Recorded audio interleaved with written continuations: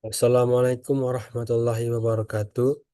Izin Bapak, perkenalkan nama saya Fatir Muhammad dengan NIM 2410942027.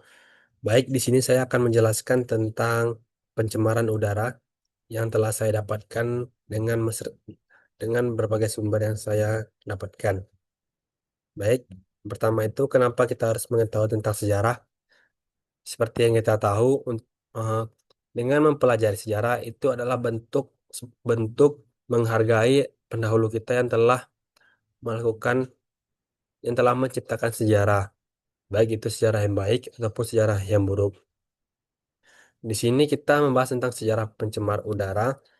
Langsung aja yang pertama itu di zaman kuno, yang dimana pencemar udara yang pertama kali muncul itu adalah di mana api terbentuk untuk pertama kalinya. Baik itu untuk menghangatkan badan, memasak makanan, ataupun untuk menerangi.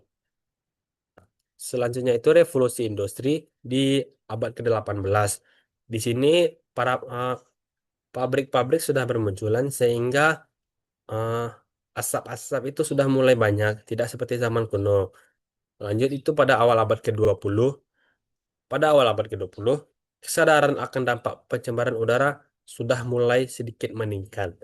Tetapi pada tahun 1948, tragedi Donora khususnya, itu terjadi sekali banyak kabut asap tebal yang menyebabkan sekitar puluhan orang meninggal dan ribuan orang itu terganggu kesehatannya.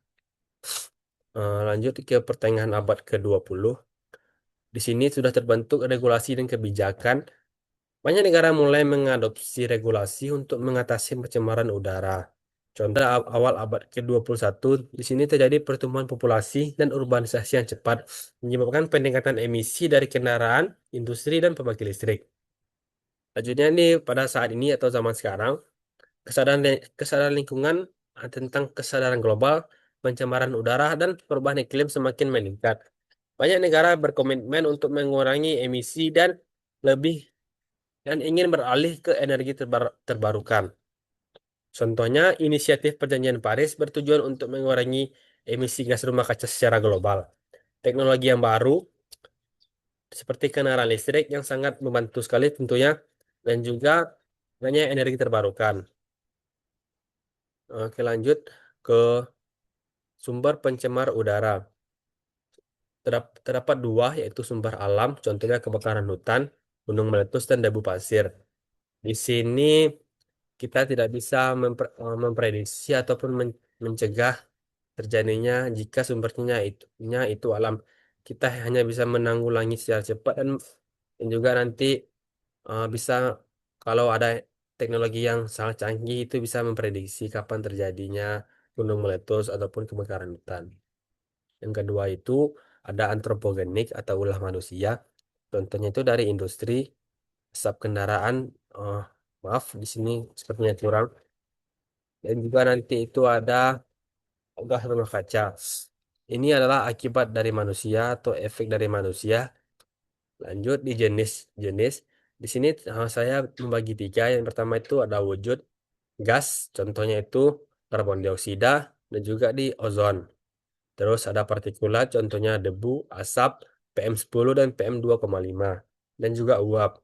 Yang kedua itu dampak lingkungan, seperti gas rumah kaca, perusak ozon, hujan asam, dan penyebab smog.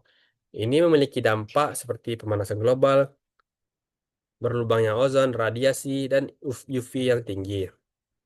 Lanjutnya yaitu eh, berdasarkan efek kesehatan, seperti iritan, toksik, karsinogen, dan alergan. Itu memiliki dampak seperti kabut asap. Dan juga nanti bakal ada asma dan penyakit bronkitis lain. Lanjut dampak pencemar udara. Nah, yang pertama itu kesehatan manusia. Contohnya itu jika terkena partikulat.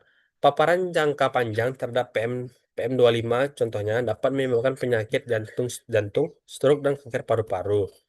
Dan juga yang kedua itu ekosistem, contohnya hujan asam. Emisi sulfur dioksida dari pembangkit listrik dapat menyebabkan hujan asam yang merusak tanaman dan tanah. Terus ada perubahan iklim. Contohnya itu dari karbon dioksida. Jika karbon dioksida meningkat akibat pembakaran bahan bakar fosil berkontribusi pada pemanasan global. Lanjut ke kerusakan ozon. Contohnya di ozon troposfer. Ozon yang terbentuk dari reaksi antara polutan seperti nitrogen oksida dan senyawa organik volatil dapat merusak tanaman dan hewan. Misalnya tanaman seperti tomat dan anggur dapat mengalami penurunan hasil akibat paparan ozon yang tinggi. Lanjut itu kerusakan infrastruktur seperti hujan asam yang dihasilkan dari emisi sulfur dioksida dapat merusak bangunan dan infrastruktur. Contohnya itu hujan asam yang terjadi di kota Roma di negara Italia. Lanjut di regulasi. Yang pertama itu ada UU nomor 32 tahun 2009 tentang perlindungan dan pengelolaan lingkungan hidup.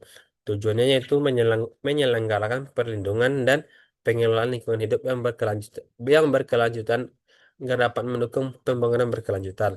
Selanjutnya itu PP nomor 41 tahun 1999 tentang pengendalian pencemaran udara. Yang dimana ini menetapkan standar emisi bagi beberapa zat pencemar udara.